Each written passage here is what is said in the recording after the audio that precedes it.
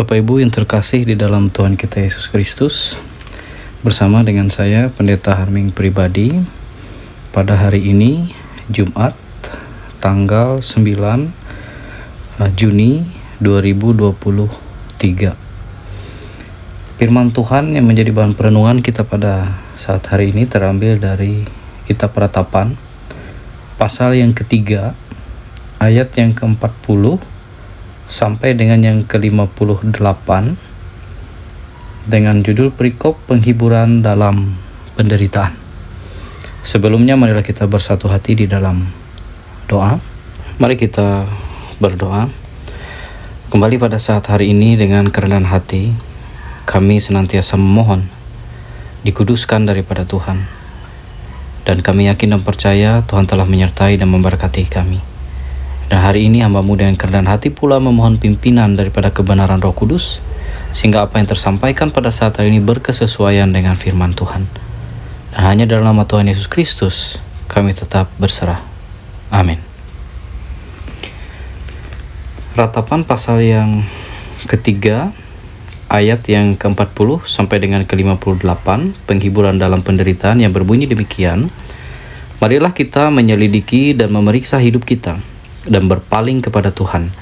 Marilah kita mengangkat hati dan tangan kita kepada Allah di sorga. Kami telah mendurhaka dan memberontak. Engkau tidak mengampuni. Engkau menyelubungi dirimu dengan murka, mengejar kami dan membunuh kami tanpa belas kasihan. Engkau menyelubungi dirimu dengan awan, sehingga doa tak dapat menembus kami. Kau jadikan kotor dan keji di antara bangsa-bangsa. Terhadap kami semua seteru kami mengangakkan mulutnya. Kejut dan jerat menimpa kami, kemusnahan dan kehancuran. Air mataku mengalir bagaikan batang air karena keruntuhan putri bangsaku. Air mataku terus-menerus bercucuran dengan tak henti-hentinya, sampai Tuhan memandang dari atas dan melihat dari sorga. Mataku terasa pedih oleh sebab keadaan putri-putri kotaku. Seperti burung aku diburu-buru oleh mereka yang menjadi seteruku tanpa sebab. Sebab mereka melemparkan aku hidup-hidup dalam lubang, melontari aku dengan batu. Air membanjir di atas kepalaku. Kusangka binasa aku. Ya Tuhan, aku memanggil nama-Mu dari dasar lubang yang dalam. Engkau mendengar suaraku. Janganlah kau tutupi telinga-Mu terhadap kesahku dan teriak tolongku. Engkau dekat tak kala aku memanggil-Mu. Engkau berfirman, jangan takut. Ya Tuhan, Engkau telah memperjuangkan perkaraku. Engkau telah menyelamatkan hidupku.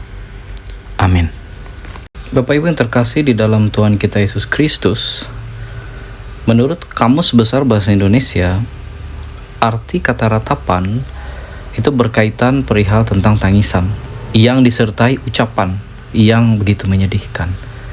Berkaitan dengan kitab Ratapan yang menjadi bahan perenungan kita pada saat hari ini, terambil dari bahasa Ibrani, yaitu Eka, dalam bahasa Ibrani yang artinya adalah kenapa, yang merupakan rumus dalam memulai nyanyian ratapan. Dalam Septuaginta, bahasa Yunani dinamakan Trenoi, yang artinya adalah ratapan. Kitab Ratapan terdiri dari 5 syair yang meratapi jatuhnya Yerusalem ke tangan tentara Babel pada tahun 586 sebelum Masehi, dan kehancuran serta masa pembuangan sesudah itu. Kitab ini ditulis oleh Nabi Yeremia. Walau kitab ini pada umumnya bernada sedih, namun di dalamnya tampak juga segi kepercayaan yang amat dalam kepada Tuhan dan keinginan akan masa depan yang cerah. Seperti yang diungkapkan, tak berkesudahan kasih setia Tuhan, tak habis-habisnya rahmat-Nya, selalu baru tiap pagi luhur kesetiaan-Mu. Ratapan pasal 3 ayat 22-23. Syair ini digunakan oleh orang Yahudi dalam ibadah mereka pada hari-hari khusus untuk berpuasa dan berkabung. Hari-hari khusus seperti itu disediakan setiap tahun untuk mengenang malapetaka yang menimpa bangsa itu. Dalam Pengantar Alkitab, Lembaga Alkitab Indonesia tahun 2002. Jikalau kita memperhatikan, kitab ini dijadikan 5 pasal menurut 5 syair ratapan di dalamnya. Pasal 1, 2, 4, dan 5 terdiri dari 22 ayat dalam naskah asli bahasa Ibrani. Pasal 3 terdiri dari 66 ayat dalam naskah asli bahasa Ibrani. Bapak Ibu yang terkasih di dalam Tuhan Yesus Kristus, menurut seorang Bill Crowder, Ratapan adalah sebuah konsep yang penting dalam Perjanjian Lama dan tertanam kuat dalam pola pikir orang Yahudi. Hak istimewa untuk membawa perasaan sakit hati, ketakutan, atau pergumulan terdalam kepada Allah yang sangat peduli.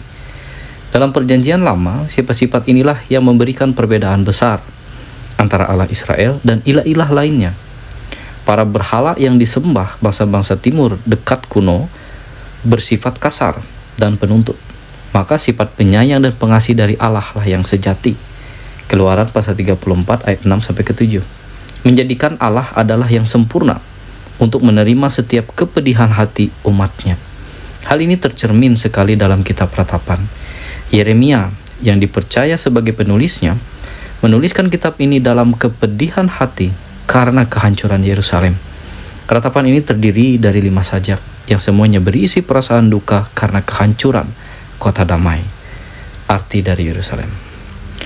Bapak yang terkasih dalam Tuhan Yesus Kristus, Ratapan pasal yang ketiga ayat 42 sampai yang ke-54. Dalam tafsiran seorang Matthew Henry, ia berpendapat, lebih mudah mencaci diri kita karena mengeluh daripada mencaci diri kita supaya tidak mengeluh. Dalam pandangannya, sang nabi telah mengakui bahwa orang yang hidup tidak boleh mengeluh. Seolah-olah ia menegur dirinya sendiri atas keluhan-keluhannya di bagian awal pasal ini. Namun di sini awan-awan kembali datang setelah hujan, dan luka-luka berdarah lagi, sebab harus dikerahkan jerih payah yang besar untuk memenangkan roh yang sedang berkecamuk. Di tengah-tengah keluhan yang menyedihkan ini, di sini ada satu kata penghiburan, yang dengannya tampak bahwa keadaan mereka tidak sepenuhnya buruk, seperti yang mereka gambarkan ayat yang ke-50. Kami terus menangis seperti itu sampai Tuhan memandang dari atas dan melihat dari surga. Kemudian jikalau kita perhati dalam Ratapan pasal 3 ayat 55 sampai ke 66, berkaitan perihal tentang kebaikan Allah diakui, sebuah seruan kepada Allah. Seorang Matthew Henry kembali berpendapat bahwa kita dapat mencermati meski adanya pergumulan di dalam dada sang nabi antara indera dan iman, antara ketakutan dan harapan, ia mengeluh. Namun kemudian imanlah yang terakhir kali berbicara dan keluar sebagai pemenangnya. Sebab dalam ayat-ayat ini ia menutup dengan penghiburan. Dan di sini ada 2 hal yang dengannya ia menghibur dirinya. Yang pertama, kebaikan Allah yang dialaminya bahkan di dalam penderitaannya. Ini mungkin merujuk pada pengalaman pribadi sang nabi, yang dengannya ia menyemangati dirinya sendiri ketika melihat masalah-masalah yang dialami oleh orang banyak. Allah yang sudah menolong orang-orang kudus pada waktu yang tepat tidak akan mengecewakan jemaat secara umum. Atau mungkin itu mencakup sisa-sisa orang baik yang ada di antara bangsa Yahudi yang sudah mendapati bahwa tidak sia-sia menantikan Allah. Kedua, sang nabi menghibur dirinya dengan berseru memohon keadilan Allah dan untuk mendapatkan keputusan dari keadilannya. Ia menyerukan kemahatauannya Tuhan. Ia berseru dan mengakui bahwa Allah tahu kenyataan yang sesungguhnya, betapa jahat dan kejinya musuh-musuhnya. Ayat ke-59, Engkau telah melihat ketidakadilan terhadap aku ya Tuhan, bahwa aku tidak berbuat jahat sama sekali, tetapi sangat menderita. Jikalau kita memperhatikan kembali pengharapan perihal tentang orang-orang benar, ketika Yeremia telah berhenti berharap, dia justru diingatkan bahwa masih ada harapan. Tuhan masih mau memberikan kesegaran dan kasih setia kepada setiap orang yang benar, yang tetap menderita bersama-sama dengan orang fasik. Di tengah-tengah segala derita dan keluhan, Yeremia mendapatkan kekuatan karena janji Tuhan. Tuhan sendiri yang menyertai Yeremia sehingga dia bisa berkata, tak berkesudahan kasih setia Tuhan dan tak habis-habisnya rahmat-Nya. Selalu baru setiap pagi, besar kesetiaan-Mu. Ini adalah kalimat yang sangat menyegarkan di tengah-tengah derita yang begitu hebat, yang harus dirasakan oleh umat Tuhan dan oleh Yeremia. Bapak Ibu yang terkasih dalam Tuhan Yesus Kristus, Yeremia memberikan kekuatan kepada bangsanya. Dia mengatakan bahwa jika seseorang dihukum karena dosa-dosa, itu baik, adalah lebih baik jika kita dihukum dan kita sadar bahwa kita sedang membayar untuk dosa-dosa yang telah kita lakukan.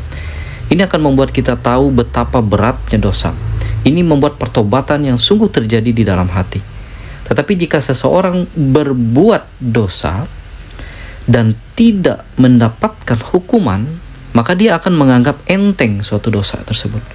Bukankah saya sudah berdosa dan tidak terjadi apa-apa bagi saya? Saya bisa berdosa dan lolos. Ini bukan hal yang berat. Dosa adalah hal yang enteng dianggap. Ini sangat rusak dan ini tidak benar. Itulah sebabnya Yeremia mengatakan bahwa memikul kuk, penderitaan, dan kesulitan karena dosa itu adalah baik. Itu membuat kita menghargai Tuhan, kekudusannya, yang akan memimpin kita di dalam perubahan ke arah yang lebih baik, perubahan sejati, sesuai dengan kebenaran daripada Tuhan. Orang Kristen sejati harus belajar memiliki keluasan hati, belajar melihat dan merasakan duka cita yang sesuai dengan kehendak Allah, sedih karena diri dan umat Tuhan terus gagal setia kepada Tuhan. Yeremia juga mengajarkan kepada kita untuk menaruh pengharapan kepada janji Tuhan, terutama janji Tuhan bahwa Sang Mesias akan menjadi Raja atas seluruh bumi. Tuhan memakai kita untuk melihat pengharapan di tengah-tengah kerusakan yang sepertinya tidak bisa diperbaiki. Dari duka cita yang seperti inilah ada pengharapan yang dapat dibagikan kepada orang lain. Bapak Ibu yang terkasih dalam Tuhan Yesus Kristus, Yeremia menguatkan orang sebangsanya justru dengan mengatakan bahwa apa yang Tuhan timpakan adalah baik untuk mereka. Yeremia sendiri sangat menderita dan sulit menerima apa yang Tuhan timpakan kepada umatnya, tetapi dia belajar untuk melihat janji Tuhan dan penyertaan Tuhan di tempat dan keadaan yang paling tidak mungkin sekarang menjadi mungkin di dalam Tuhan. Bapak Ibu yang terkasih di dalam Tuhan kita Yesus Kristus, banyak kesaksian orang Kristen yang hanya berkisar tentang keberhasilan, kekayaan, kesuksesan, punya prestasi besar, diberkati di tanah, rumah, harta, dan uang berlimpah, mendapatkan kekuasaan dan jabatan tinggi, atau gedung gereja yang besar, megah, dan hanya mampu terus melihat kepada hal-hal demikian. Perlu dicatat bahwa Yeremia berbangga karena ketika dia tidak bisa melihat sukacita tersebut, ketika penderitaan bangsanya dan umat Tuhan begitu sangat besar, dia bahkan tetap beriman. Dia tetap beriman dan telah mendapatkan penyertaan dan janji Tuhan. Ini sangat luar biasa sekali menjadi bahan perenungan bagi kita bersama. Dan sebagai ayat perenungan yang selanjutnya, saya mengambil dari Lukas pasal 9 ayat yang ke-23. Setiap orang yang mau mengikut aku, ia harus menyangkal dirinya, memikul salibnya setiap hari, dan mengikut aku. Apakah orang benar, apakah orang Kristen sejati akan terlepas dari yang namanya penderitaan dan pergumulan di dunia ini? Tetaplah setia di dalam Tuhan dan tetaplah memiliki iman di dalam Yesus Kristus, meski di tengah-tengah pergumulan, bahkan penderitaan di dalam dunia ini. Amin.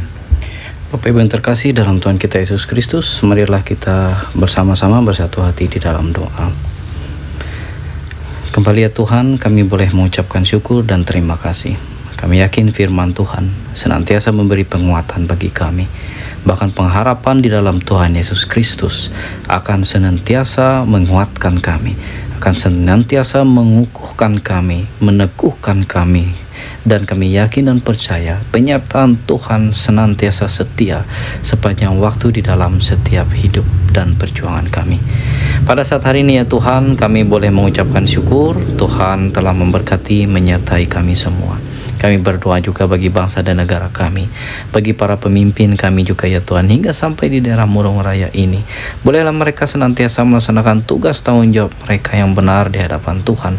Kami yakin mereka boleh melaksanakan tugas tanggung jawab itu dengan benar dan mempertanggungjawabkannya di hadapan Tuhan. Kami juga berdoa untuk lembaga gereja kami juga hingga sampai di daerah ini ya Tuhan. Di daerah Murung Raya ini seluruhnya kami serahkan di dalam kasih Tuhan. Seluruh anggota-anggota yang ambil bagian dengan ketulusan dan keikhlasan di dalam pelayanan, semuanya kami doakan di dalam perlindungan dan kasih sayang Tuhan. Kami juga berdoa ya Tuhan untuk seluruh anggota jemaat yang ada. Kami seluruh serahkan hidup kami serahkan setiap kehidupan kami, keluarga kami, usaha dan pekerjaan kami kami, harapan rancangan-rencana hidup kami di dalam rancangan damai sejahtera Tuhan Yesus Kristus. Dan kami juga mendoakan saudara-saudari seiman kami ya Tuhan, yang pada saat hari ini mereka di dalam pergumulan berat, dalam penderitaan ya Tuhan. Kami mendoakan mereka yang hari ini yang terkena musibah, yang terkena bencana, semuanya tetap di dalam penguatan Tuhan Yesus Kristus. Kami juga ya Tuhan pada saat hari ini mendoakan anak-anak kami yang tidak memiliki orang tua. Kami yakin Tuhan senantiasa menjadi orang tua dalam hidup mereka dan merancangkan damai sejahtera di dalam kehidupan mereka pula. Kami berdoa juga untuk janda duda yang menjaga kekudusan pribadinya di hadapan Tuhan. Tuhan juga senantiasa memberkati mereka. Kami juga pada saat hari ini ya Tuhan berdoa khusus untuk jemaat yang ada di Efrata Wahyu di Dirung Pundu. Kami yakin dan percaya seluruh anggota jemaat yang ada di sana ya Tuhan senantiasa diberkati dalam setiap usaha pekerjaan mereka, kehidupan rumah tangga mereka, semuanya di dalam kasih Tuhan. Terima kasih atas kekuatan, nafas kehidupan, kesehatan yang Tuhan titipkan untuk seluruh jemaat kami. Hanya dalam nama Tuhan Yesus Kristus Tuhan dan Juru Selamat, kami senantiasa mengucapkan syukur dan terima kasih. Bapa kami yang ada di sorga, dikuduskanlah namamu. Datanglah kerajaanmu, jadilah kehendakmu di bumi seperti di sorga. Berikanlah kami pada hari ini makanan kami yang secukupnya, dan ampunilah kami akan kesalahan kami, seperti kami juga mengampuni orang yang bersalah kepada kami. Dan janganlah membawa kami ke dalam pencobaan, tetapi lepaskanlah kami daripada yang jahat. Karena Engkaulah yang mempunyai kerajaan, dan kuasa, dan kemuliaan sampai selama-lamanya. Amin.